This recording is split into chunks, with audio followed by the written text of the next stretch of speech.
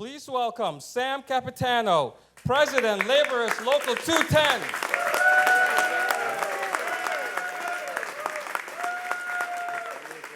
Hello. Vanessa Hello, everybody. Hall. Wow, what a crowd. I'm sorry? Please welcome Vanessa Hall, Outreach Specialist at Northland Workforce Training Center.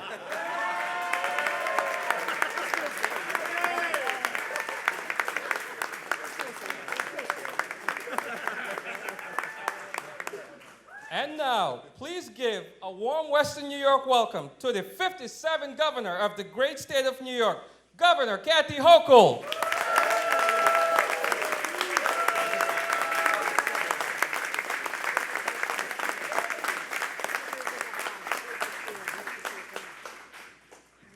Hello, everybody. How are you? Well, first let me say, this is the first time our organization has had a governor here, and thank you very much.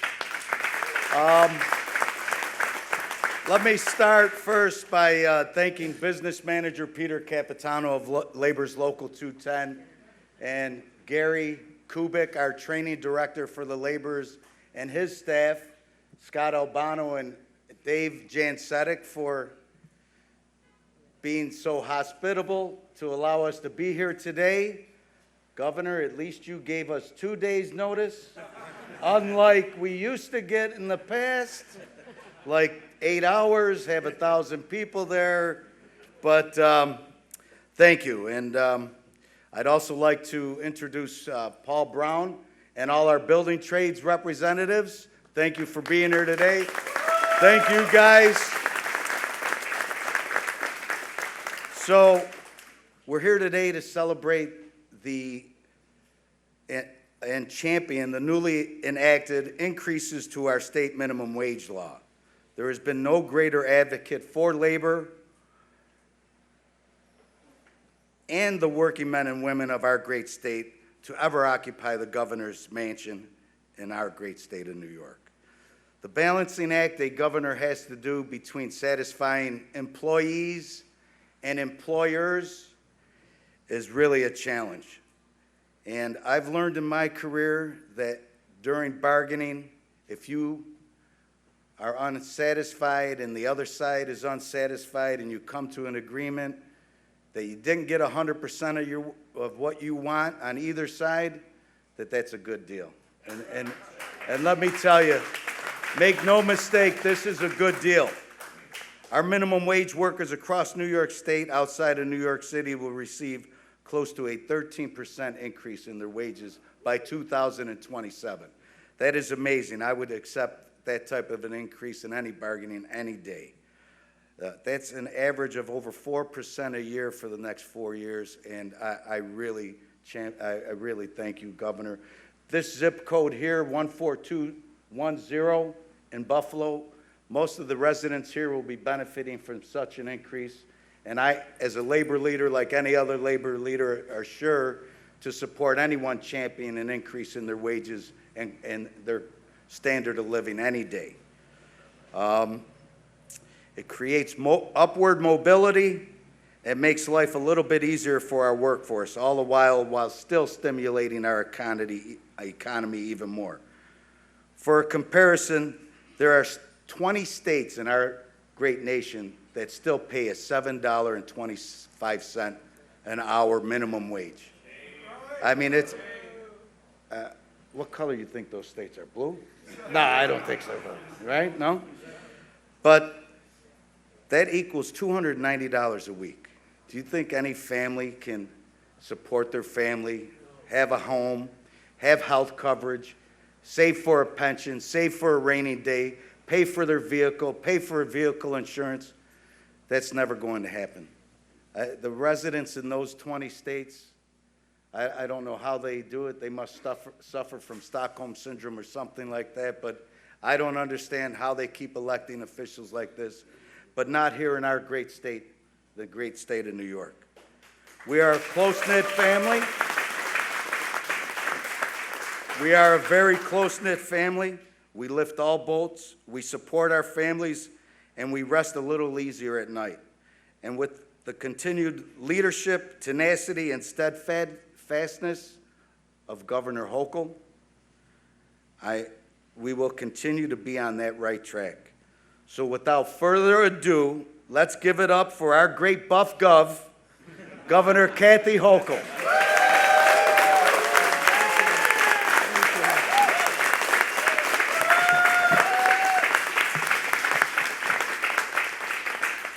Sam, you never cease to amaze me. I've never heard the buff gov, but I'll embrace it. Sounds like a t-shirt was just made, wasn't it? I want to thank you for hosting us here and to make me feel so at home in a place that is my home. And I want to thank you. I want to thank all the members of Local 210, the men and women who are out there building back our state every single day. Let's hear it for labor, because I know that we have labor in the house. There's nothing better than when we have labor in the house. Thank you, everybody.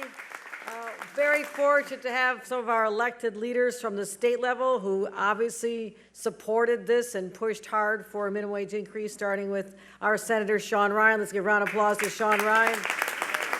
Assembly Member Monica Wallace has joined us. Thank you for your support. Assembly Member Karen McMahon has joined us. Thank you. And to all the supervisors from Amherst and Hamburg, everywhere in between, I want to thank them and some of our other partners in government. We also have a hometown favorite as well, who has to spend some of his week in Albany because he is my Commissioner of Civil Service, and that is Tim Hogues right there. Thank you, Tim. I want to thank James Briggs for being here, the president of the Niagara Orleans Labor Council. Jimmy's in the house. Paul Brown is here, the president of the Buffalo Building Trades is here. Give a shout out to Paul Brown. And you're going to be hearing from a young woman who has a compelling story to tell, to remind us that behind the legislation, behind the language of a law, behind numbers, there's real people's lives affected every day. And that's why we are so proud to do what we do every single day.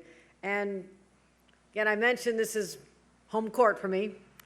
Literally, my grandparents left a very small island known as Ireland, a little cold there, and they came here over a century ago in search of the American dream, like thousands of people who found their way to these shores. But my grandparents started out in an unlikely place. My grandpa was a migrant farm worker in the wheat fields of South Dakota, because that's all he could find. Then they thought they found good jobs in Chicago where they worked as domestic servants, but the people who owned the home were very cruel to them, and they finally fled one night. And they heard about the promised land of Buffalo, New York. Yeah. And they came here to work, as my grandpa did, in the steel plant. And once Grandpa had that union card, my family never looked back. My dad worked there for a while. My uncles worked there. My neighbors worked there, and they were making steel. And my next door neighbor worked in the Ford plant. Another worked at the Chevy plant. We worked hard. And members of the union, always fighting to lift up the wages. You never stopped. And because of that, we have a middle class, and people have lived the American dream for the next 2 and 3 generations. So that is why coming here to talk about this accomplishment was important to me personally, because this is where it all began for my family. And this is a union town. New York State is the most unionized state in America, except for Hawaii. I don't know how to explain that one. But number 2, you try harder, right? We'll try to catch up with Hawaii someday. But this is the most unionized part of the most unionized state in America, right here. This is the epicenter of the union movement. So that's why we come and talk about how we lift people up, how we lift families up. And my God, we know the cost of everything has gone up so much. You think about just that grocery bill, you just still look at it, it's like, oh my God, when's it gonna ever start going down again? And we're seeing some progress. The cost of gas is down a lot from what it was a year ago. Even eggs aren't outrageously expensive as they were, but it's still really expensive to pay the monthly mortgage or to pay for your monthly rent and to pay for your utility bills. It is still really hard to get by. And we can never be tone deaf and forget the people who really are struggling day to day to day, especially young families. And maybe I've had a little more experience seeing young families as a new grandma. I actually happen to know how much it costs for diapers and formula once again. And I remember when my kids, who are now in their 30s, I said, once they stop being in diapers and drinking formula, I'm going to feel rich, because those are such expensive commodities when you think about it. And they keep outgrowing their clothes, seems like every other week. So families are under stress. So anything we can do to help them. And that is why, working with our legislators here, we said, why is it that there's a tax credit for families, which is very nice, for families with children over age 5? What about the infants to 4-year-olds? Because they're probably among the most expensive. So we changed that in our law, and let's give a round of applause to our legislators who are here for making that happen as well. Also, the Ford Foundation said that 50% of people in our country are struggling. 50%, that's every other person, literally is struggling. And we're trying to find ways to lift them up, and hearing from voices like Vanessa Hall, who's going to be joining us. She's a single mother who knows how hard it has been, but how the minimum wage meant a lot to her at one time, but now she has surpassed that. And she is a voice for others, reminding us of the families and the struggles, particularly for young women who are just trying to get that fair shot in life. So I'm looking forward to hearing your remarks, Vanessa, as well. So part of it is child tax credits. Part of it is assistance for utility bills. We accomplished that as well, because that's something that we know very well in upstate New York, especially here in Buffalo. But starting with our minimum wage. Yes, Sam, you're correct. There are other states that are far worse than ours, but I'm not going to ever judge myself on what they're doing in a red state. Let's get that out there. We are the model. We're going to continue lifting people up. And so the basic premise of this was, let's give New Yorkers a pay increase. Let's give them a raise. And upstate here, it'll be $16 in a couple of years, but here's the first thing that's ever happened in history. Been talked about a long time. We all know what inflation did. Even if you thought you were getting in a better place with your own wages going up, inflation pushed them right down. So your purchasing power was crushed. After the wage goes fully into effect in 2027, from this day forward, it'll be indexed to inflation. So when prices go up, your wages will go up, and that's what we accomplished here. That'll help 900,000 New Yorkers get a pay increase, and I'm really, really proud of that. As I mentioned, housing costs are so high, we put in almost $400 million to help people who are behind in their rent. A lot of it started during the pandemic when people lost their jobs, but a lot of people in public housing weren't eligible, so we fixed that as well. We also made sure that we're focusing on making sure that we talk about our energy costs and climate resiliency and climate changes, that we help offset the cost for New Yorkers, because the transition to clean energy is going to be expensive, but it is essential. It is essential. We are not turning backwards. But we have to find ways to make it more affordable for people. But the other part is, we made sure that we talked about all of our clean energy initiatives, that we have project labor agreements, so labor is at the table and making sure that they get a piece of the new green future here in the state of New York. We also launched a wage theft task force. Believe it or not, you might be surprised to hear this, there are some unscrupulous employers out there. Get out. Sorry to break it to you, Sam. We launched an investigative team in our Department of Labor that is finding out anyone who reports and investigating to make sure that they stop wage theft from taking literally money out of the pockets of our hard-working men and women. So we've accomplished that as well.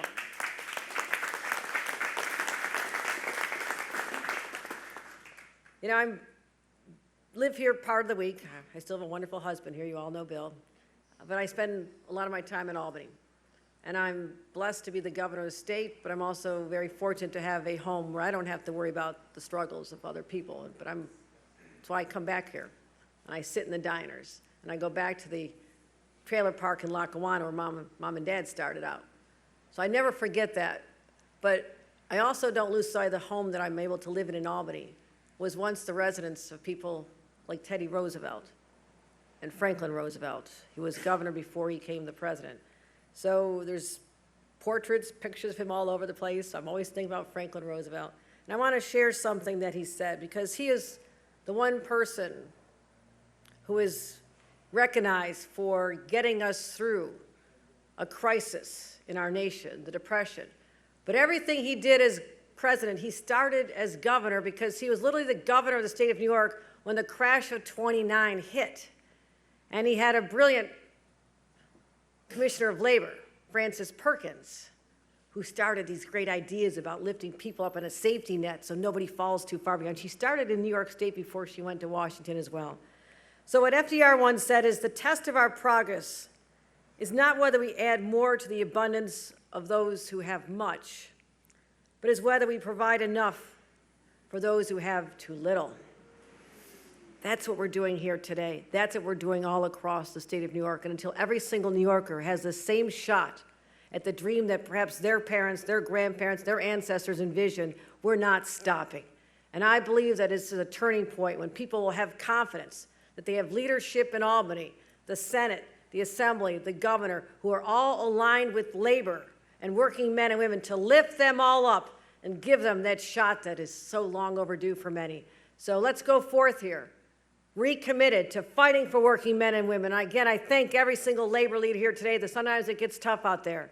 But what you do representing these incredibly hard-working individuals is a huge source of pride to me as your governor as well. So with that, I want to bring up Vanessa Hall to share with you her own life's experiences to make sure you know who we're fighting for. Thank you, everybody. Thank you.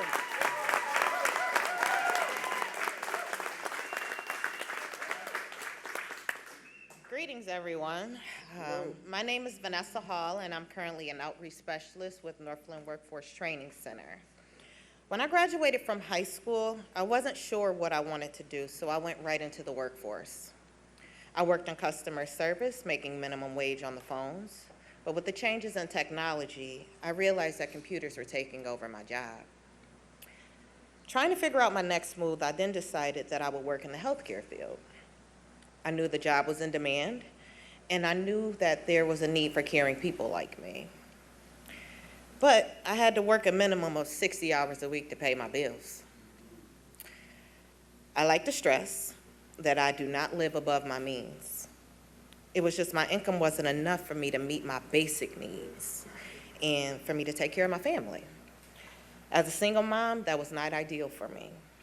I knew that I had to make a change. I realized that I was overworked and underpaid. I was living check to check, as I had been for the past 10 years. Knowing that I wanted to continue to help people, I knew that I needed to help myself first.